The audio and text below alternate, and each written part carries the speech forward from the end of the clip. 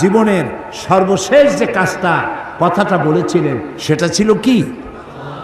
নামাজ। ইন্তেকালের 5 দিন আগে প্রচন্ড জ্বর হলো, মাথায় যন্ত্রণা হলো, বারবার বেহুশ হয়ে পড়েন।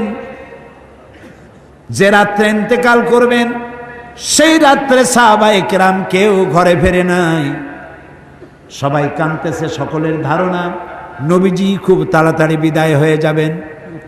ঘরের মধ্যে স্ত্রীরা কাঁদেন, জামাই কাঁদে, নাতি নাতনি কাঁদেন। সব থেকে বেশি কাঁদছেন হযরতে মা ফাতিমা রাদিয়াল্লাহু তাআলা আনহা। রাসূলুল্লাহর হুশ এলো, হযরত ফাতেমার কান্না দেখে কাছে ইশারা করে ডাকলেন, কানে কানে কি যেন বললেন। হযরত ফাতেমার কান্না বন্ধ হয়ে গেল। হযরত আয়েশা ফাতেমাকে ডেকে বলেন, মা তোমার আব্বা জান কি তোমারে বলল, কান্না বন্ধ হলো তোমার? হযরত ফাতেমা বলেন, মা আমার আব্বা জান আমাকে কানে কানে বললেন, মা কাঁদিস না, তোর কান্না আমার বরদাস্ত হয় না। আমি তোমাকে সুসংবাদ শোনাই, আমি মরে যাওয়ার পর সবার আগে তোমার সাথে আমার দেখা হয়ে যাবে। হযরত ফাতেমা বুঝতে পেরেছেন এর অর্থ হলো রাসূলের ইন্তেকালের পরে আত্মীয় স্বজনের ভিতরে সর্বপ্রথম ফাতেমার ইন্তেকাল হবে। হয়েছিল তাই। রাসূলুল্লাহ বেহুশ হয়ে পড়লেন, আবার হুশ হলো, আবার বেহুশ হলেন।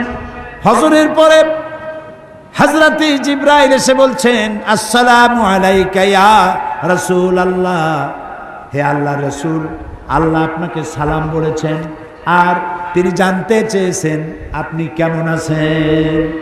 তিনি জানেন আপনি কেমন আছেন, তারপরেও তিনি জানতে চেয়েছেন আপনার মুখে আপনি কেমন আছেন। নবীজি বললেন, আমি বড়ই কষ্টের ভিতরে আছি, অসুস্থ আছি। হযরতে জিবরাইল বলছেন, ইয়া রাসূলুল্লাহ, একজন নতুন ফেরেশতা এসেছে আজ আমার সাথে, যে ফেরেশতা কোনো মানুষের কাছে আসার জন্য অনুমতি কোনোদিন চায় নাই আর কোনোদিন চাবেও না, শুধু আপনার অনুমতি চায় আপনার কাছে আসার জন্য। সে ফেরেশতার নাম মালাকুল মউত। হযরতে মালাকুল মউত রাসূলের অনুমতি নিয়ে রাসূলের জাসাদ মুবারকের কাছে এসে সালাম পেশ করলেন। বললেন, ইয়া রাসূলুল্লাহ, আদম আলাইহিস সালাম থেকে নিয়ে শুরু করে এই পর্যন্ত আমি যত মানুষের জান কবজ করেছি আর কিয়ামত পর্যন্ত যত মানুষের জান কবজ করব, কারো কাছে অনুমতি চাই নাই, অনুমতি চাওয়াও আমার লাগবে না। কিন্তু আজকে আসার সময় আল্লাহ রাব্বুল আলামিন আমাকে বলেছেন আমি যেন আপনার অনুমতি চাই। রাসূলুল্লাহ বললেন, মালাকুল মউত, আমি যদি তোমাকে অনুমতি না দেই? হযরতে মালাকুল মউত বলেন, ইয়া রাসূলুল্লাহ, আল্লাহ তাআলা বলেছেন অনুমতি যদি না পাও ফিরে এসো। আল্লাহু আকবার, আল্লাহু আকবার। হযরতে জিবরাইল বলেন, ইয়া রাসূলুল্লাহ, আল্লাহ রাব্বুল আলামিন আপনার সঙ্গে দিদারের ইন্তজার করতেছেন। নবী বললেন, মালাকুল মউত, তুমি তোমার কাজ শুরু করতে পারো। মালাকুল মউত যখন জান কবজ করতে যাবে, রাসূলুল্লাহ বললেন, আয়েশা একটু কাছে আসো। ওই যে সোনা ছিল কয়েক টুকরা, সোনাগুলোর খবর কি? 6 টুকরা, ছোট্ট ছোট্ট 6টা টুকরা সোনা ছিল, সোনাগুলো কই? হযরত আয়েশা বলেন, আমি তার যত্ন করে রেখেছি। নবীজি বলছেন, এক্ষুনি স্বর্ণ টুকরাগুলি সদকা করে দাও। আমি মুহাম্মদ সাল্লাল্লাহু আলাইহি সাল্লাম আল্লাহর দরবারে এই অবস্থায় উপনীত হতে চাই না যে মুহাম্মদের ঘরের ভিতরে সোনা আছে। হযরত ওমর রাদিয়াল্লাহু তাআলা আনহু রাসূলের সঙ্গে দেখা করতে গেছিলেন একদিন। ঘরে মা আয়েশা ছিলেন না। হযরত ওমর সালাম দিয়ে ঘরের মধ্যে ঢুকে দাঁড়ায় দাঁড়ায় কাঁদতেছেন, বাচ্চা শিশুর মতো ডুকরে ডুকরে কাঁদছে। রাসূলুল্লাহ জিজ্ঞেস করছেন, ওমর কান্দো কেন?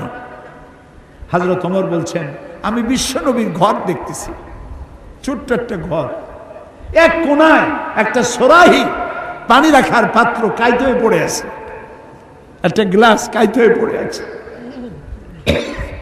আর এক কোনায় 1 কেজি কি আধা কেজি জব পড়ে আছে, আর রাসূল শুয়ে আছেন দড়ি দিয়া বুনানো একটা খাটিয়ার উপরে, চাদর নাই, বালিশ নাই, হাত মোবারক মাথার তলে দিয়ে শুয়ে আছে, পিঠ মোবারকে দড়ির দাগ কেটে আছে। হযরত ওমর বলছেন, ইয়া রাসূলুল্লাহ, আমি তো বরদাস্ত করতে পারছি না, বিশ্বনবী তার পিঠে দড়ির দাগ, পানির পাত্র কাইত হয়ে পড়ে আছে, খাট নাই, বালিশ নাই, আপনি আমাকে অনুমতি দেন, আমি আপনার জন্য একটা তোষক বানাই নিয়ে আসি।